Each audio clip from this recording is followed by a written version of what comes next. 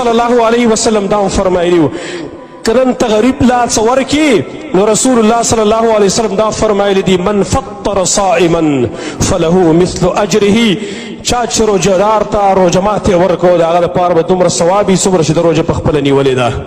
دا مه وایه چې ما صرف خوراک څښاک ورکړو بس ختمه شوه نه که تا لسو کسانو له روژه ماتې واغستو نو تا ته د 11 روژو ثواب میلاویږي یو د خپلې روژې او 10 نورو خلکو د روژو دومره فایده نن راشي زما ورونو دا مال زموږ سراسر دې نه فایده والی دا مال ختمېدو واله دی دا ژوند ختمېدو واله دی نن چې کوم وبا په دې ملک کې راغلی په ټوله دنیا کې راغلی ده ډېر مالداره خلک دا یې مالونه واغسته او تش لاس یې ولېږل نن راشئ دغه مال دی مخکې دی ولېږئ موږ پسې وروسته روان یو نو انشاء الله تعالی فایدې به ډېرې میلاو شي نو د غریبانو خصوصا اهتمام په دې کې وکوي الله رب العالمین نه سوال دی چې الله رب العالمین به ومایي دا رمضان روژه په خیر خیریت سره تېره کړي الله دې دا وبا د دې ټولو مسلمانانو د ملکونو نه اوچته کړي الله رب العالمین زمونږ مساجد زمونږ مدارس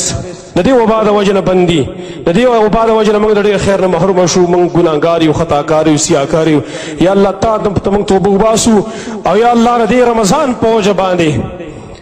موږ نه دا وبا د مسلمانانو د دا وبا دا ختمه که الله رب العالمین زموږ نه راضي شي یقول قولي هذا واستغفر الله لي ولكم ولسائر